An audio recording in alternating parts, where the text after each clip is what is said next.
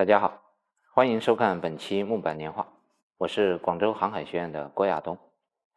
这期节目我们接着来讲年画与年节的龙抬头，也就是2月2。在中国民间，跟龙相关的节日，大家知道的，比如端午节、赛龙舟，跟龙有关。那今天讲的2月2龙抬头，同样也是跟龙有关系。据民间传说，龙乃是一种神异的动物，能显能隐，能戏能聚，兴风作雨。作为华夏第一图腾，龙就是祥瑞的象征。龙抬头，别名春耕节、农事节、春龙节、土地诞、作哑。时间呢，在每年的农历2月初2。根据民间传说，2月2为主管云雨的龙抬头之日，意味着在此之后呢，雨水会逐渐增多。民间也有2月2龙抬头的谚语，表示春季来了，一年的农事活动即将开始。这一天也是土地的诞辰，南方多地会在这一天举办隆重的庆祝活动。大家先来看这幅28星宿图，图中呢，东西南北4个方向分别有7个星宿，对应着青龙、白虎、玄武和朱雀。在东方苍龙星宿中，7个星宿分别又对应着龙身的不同部位。龙抬头的说法来源于古老的星象崇拜，先人们观测星象，把天中可见的星分成28组，总结称为28星宿。28星宿又分为东南西北各7宿，东方苍龙，西方白虎，南方朱雀，北方玄武。人们在长期的观察中发现，苍龙星宿的运行轨迹跟农事耕作周期是对应的。苍龙星宿春天升起，秋天落下，对应到农耕的规律就是春天播种，秋天丰收。在2月2这天，人们观察发现，苍龙星宿开始抬头，也就被赋予了美好的含义和寄托。这是一张人们臆想出来的龙抬头星象效果图。每年的农历2月初2晚上，苍龙星宿开始从东方露头，龙角也就是角宿开始从东方地平线上显现。大约1个钟头后，龙的咽后也就是亢宿升至地平线以上，接近子夜，龙爪也就是底宿也出现了。这就是龙抬头的过程。之后每天的龙抬头日期均约提前1点，历经1个多月的时间，整个龙头就抬起来了。大家看，龙这个象形文字就很好的体现了苍龙星宿的特征。龙角、龙咽后、龙爪、龙尾都体现在文字中。说了关于龙抬头的由来，接下来再分享一些民间关于2月2的传说。大家看这幅图片，如果用金豆开花来形容，很是贴切。它是我们生活中哪种食物呢？对，是爆米花。金黄色的玉米炒爆后似乎花开的造型，这个食物和2月2龙抬头又有何关系呢？我们要从下面这句话开始说起。龙王降雨犯天规，当受人间千秋罪。要想重登凌霄阁，除非金豆开花时。相传在以前大旱3年，老百姓颗粒无收，便祭拜龙王求雨。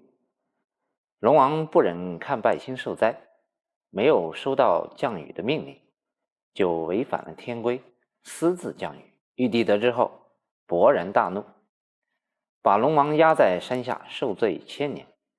便留下了开头的那一句话。人们为了感恩龙王，便四处找开花的金豆。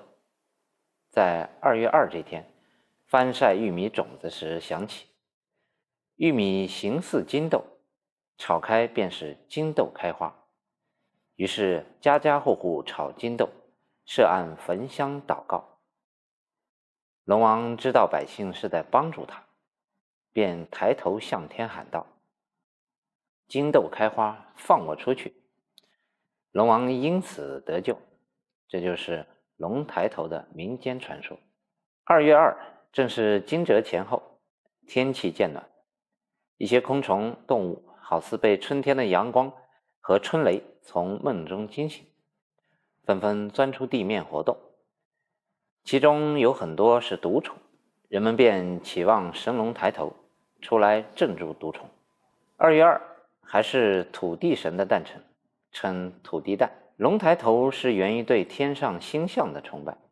那么思考一下，土地神又是源于对什么的崇拜呢？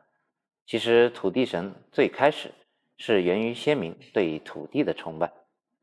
土地神又称土地公公、福德正神、土地爷，是民间信仰最为普遍的神，和龙神一样，同属家宅六神。这里给大家延展一下，家宅六神一般指门神、户神、土地、井神、灶神、厕神。土地神呢，属于民间信仰中的地方保护神。在民国以前，凡有汉族人居住的地方，就会有供奉土地神的习惯。拜土地多属于祈福、保平安、保收成之意。土地神的职责就是保佑一方土地。先民们觉得地载万物，取材于地。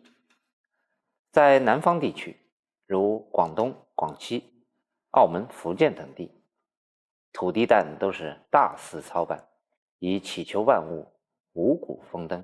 土地庙呢，因神格不高，多为基层信仰，造型简单，一般处于村口路边或树下，其中有以2块石头为壁，1块为顶，即可形成土地庙的，俗称垒形土地庙。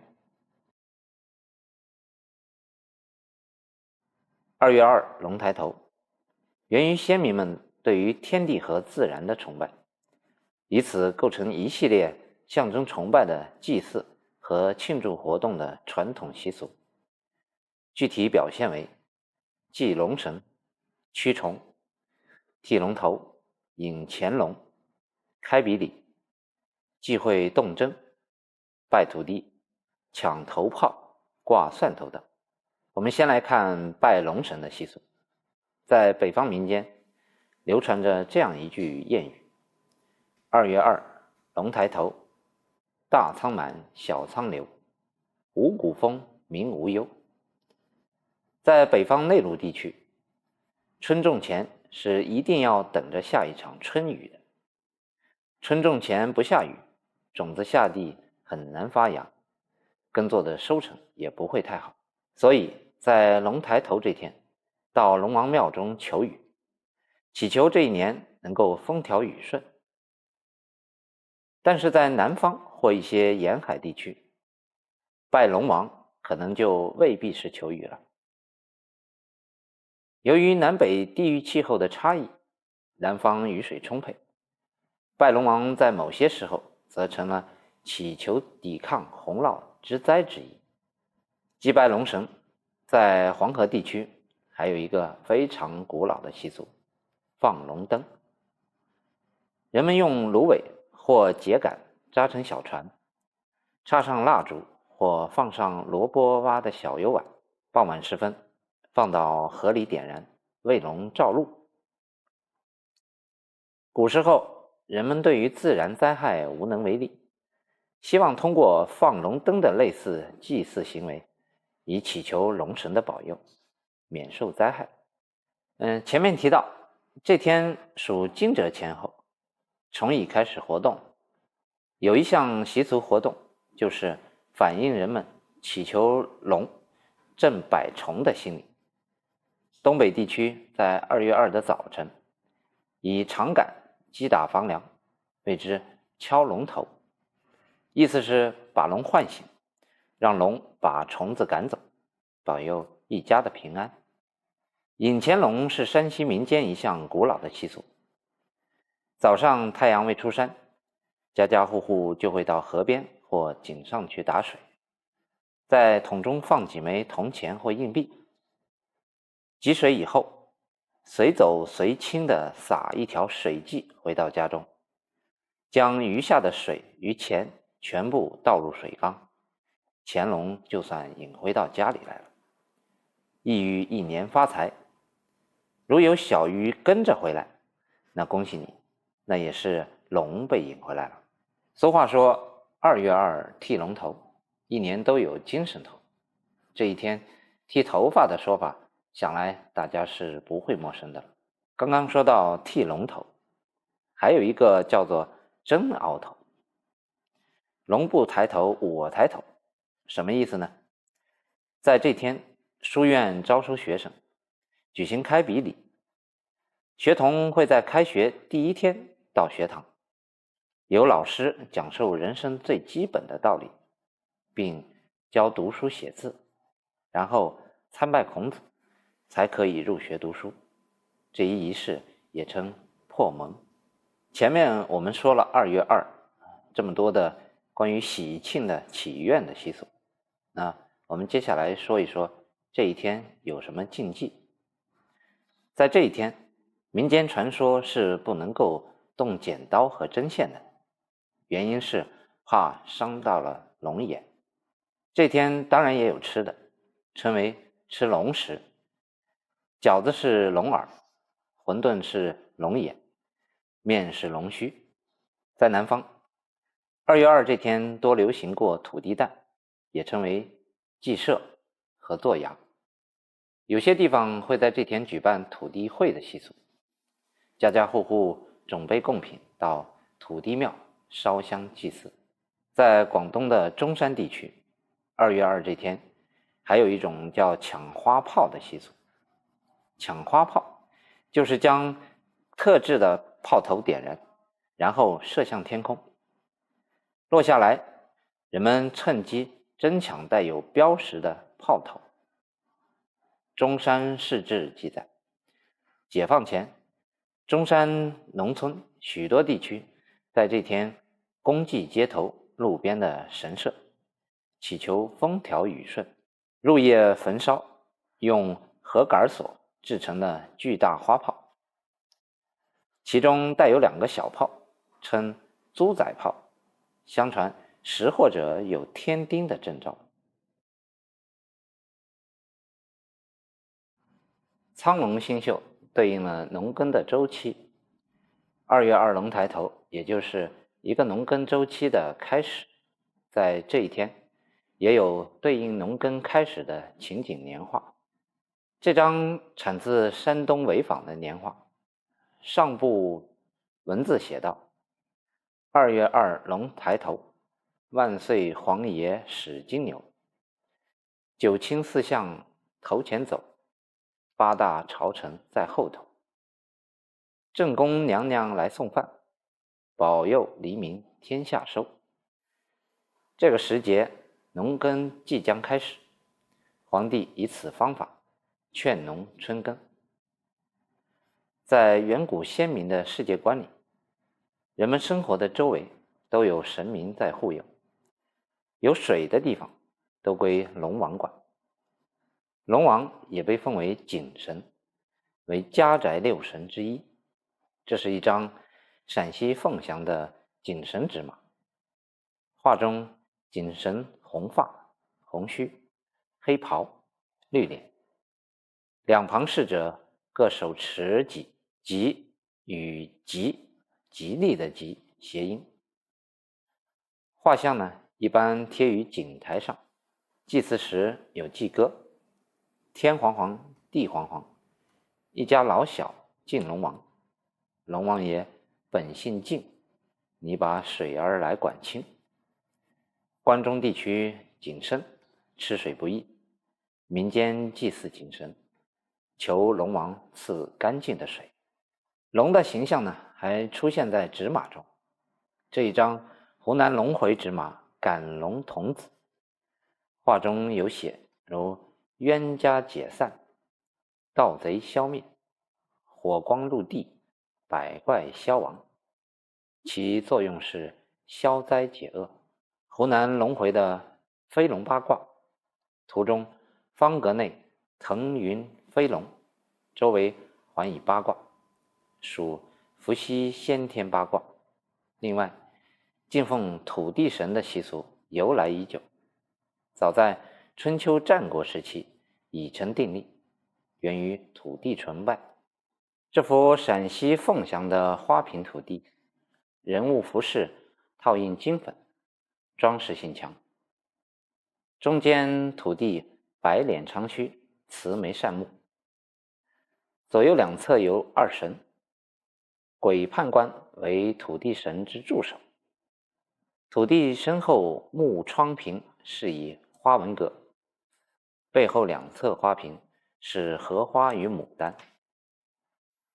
凤翔地区农家院门外左下角常设土地神位，每年的除夕换帖祭祀。这种印金的土地多为有钱人家所贴用。